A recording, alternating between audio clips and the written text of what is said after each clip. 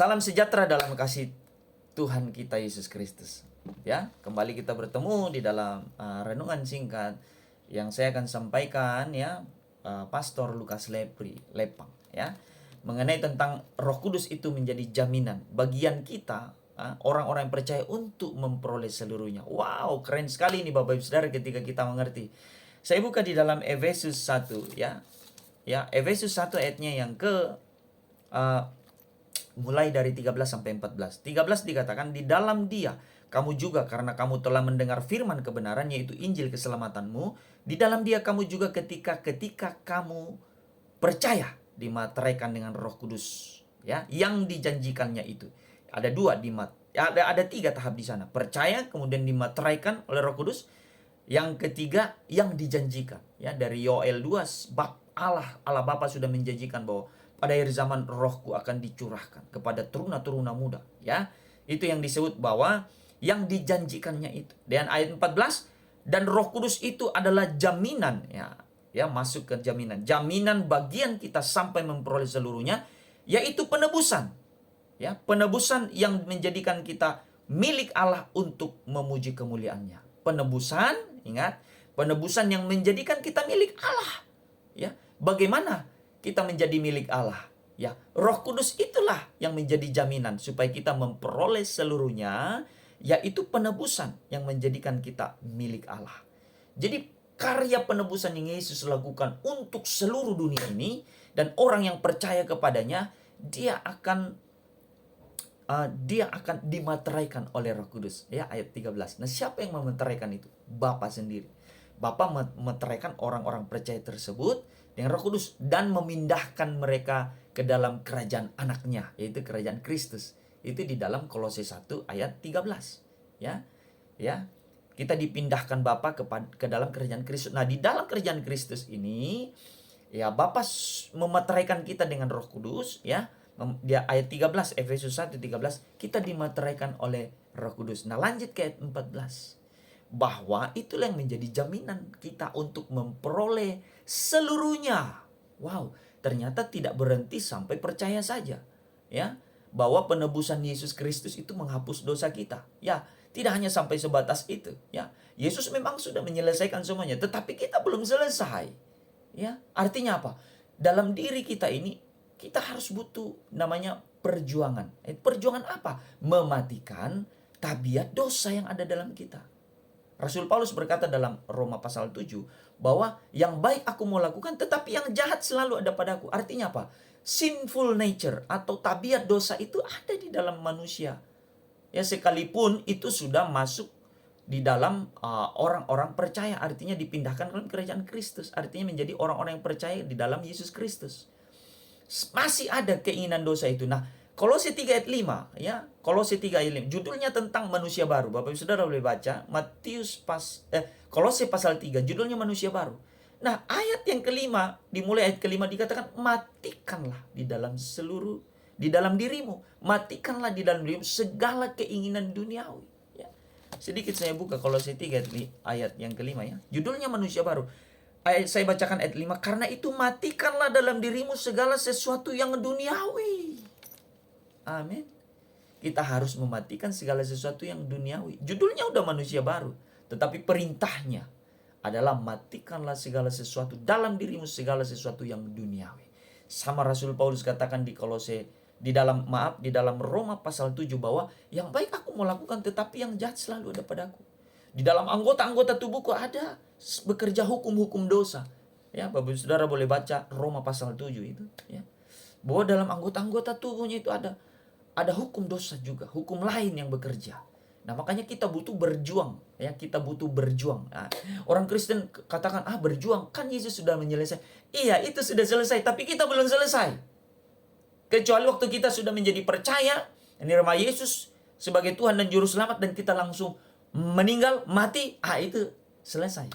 Tapi kalau kita masih hidup 20 tahun, 30 tahun, manusia selalu inginnya masih mau umur panjang kan? Ya, selalu mau umur panjang. Nah, kita harus bertanggung jawab di dalam umur panjang itu.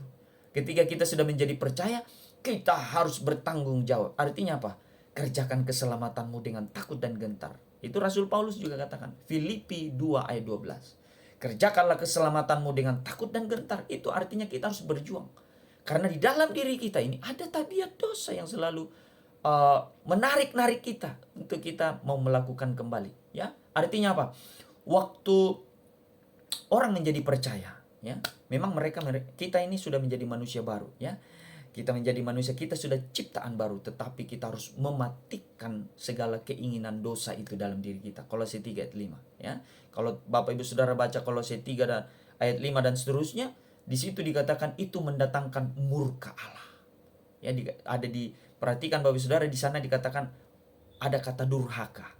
Nah, durhaka itu artinya tadinya dia anak tapi dia durhaka, artinya dia menentang. Artinya kalau durhaka itu orang-orang yang tidak mengakui kembali mamanya, papanya, ya, dia jahat gitu. Artinya ketika kita menjadi manusia baru dan kita tidak taat melakukan firman Tuhan, berarti kita ini durhaka. Nah, dikatakan di Kolose 3 itu mulai dari ayat 5 sampai seterusnya 6 7 itu dikatakan itu mendatangkan murka Allah. Oh, ngeri. Ya. Allah bisa murka ketika kita menjadi durhaka. Artinya kita menjadi pemberontak. Kita tidak mau taat. Bangsa Israel, ya, tidak masuk tanah Kanaan, ya, hanya Yosua dan Kaleb, ya, karena mereka sepanjang perjalanan dari Mesir sampai di dalam sebelum masuk tanah Kanaan banyak pemberontakan yang mereka lakukan. Mereka bersungut-sungut, mereka tegar tengkuk, ya. Jadi akhirnya mereka yang masuk dalam tanah Kanaan hanya Yosua dan Kaleb.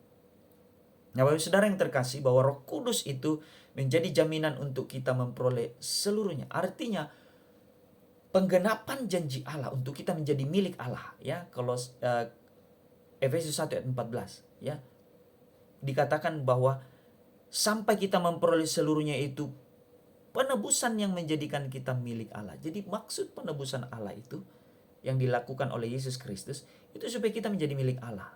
Artinya bahwa di dalam perjalanan iman kita ini setelah menjadi percaya, kita harus mengerjakan keselamatan kita takut dan gentar, menjadi anak-anak Allah yang ikut menderita, ya. Bapak Saudara boleh baca Roma 8 ayat 17. Ya, mereka lah yang berhak menerima janji Allah, yaitu mereka yang ikut menderita bersama dengan Kristus. Ya. Orang-orang yang menderita bersama Kristus, ya, mereka lah yang berhak menerima janji-janji Allah. Roma 8 ayat 17, ya. Roma 8 ayat 17. Artinya menderita seperti apa? Ya, kita ikut menderita karena melakukan kebenaran, ya. Siap difitnah, ya, siap dipermalukan karena kebenaran, bukan karena kita cari sendiri kesalahan, tetapi kita karena menderita itu karena melakukan kebenaran. Ya, Rasul Paulus katakan aku didera, ya, aku dianiaya, tetapi dia tetap maju, dia tetap mengabarkan Injil, ya. Dan luar biasa, ya, Roh Kudus itu menjadi jaminan bagian kita. Efesus 1 ayat 13 sampai 14 dikatakan Roh Kudus itu menjadi jaminan bagi kita untuk memperoleh seluruhnya, yaitu penebusan yang menjadikan kita milik Allah untuk memuji kemuliaan-Nya. Bagaimana kita menjadi milik Allah? Kita harus dipenuhi oleh Roh Kudus, ya. Kita harus dipimpin oleh Roh Kudus. Bagaimana kita memperoleh itu? Bagaimana kita bisa mematikan Kolose 3 ayat 5 segala keinginan dunia yang ada dalam kita? Kita harus dipimpin oleh Roh Kudus. Ya, Rasul Paulus katakan hendaklah engkau dipimpin oleh Roh Kudus, ya. Nah, bagaimana kita mematikan keinginan daging kita? Kita harus dipimpin Roh Kudus. Nah, ketika kita dipimpin Roh Kudus secara terus-menerus, ya, secara terus-menerus dan berulang-ulang, kita taat terus, maka tentunya yang kita lahirkan dalam perbuatan kita, tindakan kita, yaitu adalah perbuatan-perbuatan kebenaran, ya. Nah, itulah tahap-tahap di mana kita akan menjadi milik Allah. Ya, tidak seperti dikatakan menjadi Kristen, cukup menjadi Kristen, percaya, selesai. Tidak. Kita harus masuk di dimensi tahapan di mana kita dipimpin oleh Roh Kudus. Nah, kalau kita dipimpin Roh Kudus artinya kita mau melakukan kebenaran itu, ya, sampai kita dikatakan menjadi milik Allah. Jadi ada proses, ya, sampai kita menjadi milik Allah. Percaya, memberi diri dibaptis, kemudian kita mau melakukan seluruh kebenaran, mematikan seluruh keinginan duniawi yang ada dalam kita, ya, keinginan daging, dengan cara apa? Kita mau dipimpin oleh Roh Kudus. Itu kita mau setuju, sepakat apa yang Roh Kudus sampaikan, tuntunkan di dalam kehidupan kita, kita mau lakukan. Sabar, murah hati, ya, lemah lembut, ya. Buah-buah roh, Galatia 5 ayat 22 sampai 23. Ya. Jadi itu adalah uh, bukti dan bagian supaya kita menjadi milik Allah. Ya, kita menghasilkan buah-buah roh. Nah, Roh Kuduslah itu yang berkarya di dalam kehidupan orang-orang percaya, yaitu memimpin orang-orang percaya. Nah, kalau kita dipimpin berarti kita harus follow, mengikut. Kalau kita dipimpin berarti kita mau memberikan diri kita dipimpin. Artinya ini hidup saya, Tuhan. Pimpin saya. Saya mau seperti Yesus.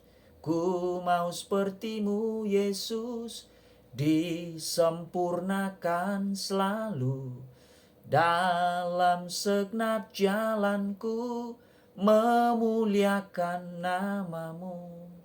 Semoga firman Tuhan ini dapat memberkati kita semuanya. Kita berdoa. Bapa, terima kasih hamba sudah menyampaikan kebenaran firman-Mu. Biarlah kami semua menjadi pelaku-pelaku firman-Mu. Biarlah kami untuk sampai memperoleh seluruhnya, yaitu kami menjadi milik Allah. Biarlah kami mau dipimpin oleh Roh Kudus. Dan kami percaya Roh Kudus itu menjadi jaminan bagian kami untuk memperoleh seluruhnya sampai kami menjadi milik Allah. Artinya kami mau dipimpin oleh Roh Kudus untuk kami melakukan kebenaran-kebenaran firman Tuhan, supaya kami semakin disempurnakan di dalam kebenaran itu, sehingga kami semakin serupa dengan Kristus di dalam kehidupan kami. Terima kasih Aba Bapa, Tuhan Yesus dan Roh Kudus. Berkat-Mu mengalir melimpah atas kami, berkat Bapa, di dalam nama Bapa, Putra dan Roh Kudus, di dalam nama Tuhan kami Yesus Kristus. Haleluya. Amin. Amin. Amin.